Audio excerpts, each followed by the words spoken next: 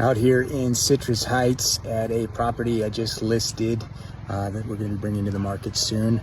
Take you through so we can get some before. There's going to be a lot of renovations done over the next month or so, and you can kind of take a look at what it looks like now, and then I'll show you later in another month when it's ready before we take it to the market.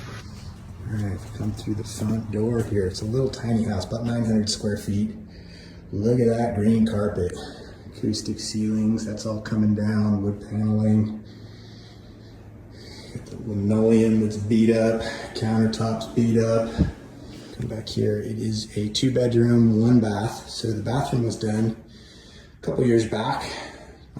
Not too bad, pretty clean. Bedroom 1. Paint that we need done. And we've got bedroom 2 over here.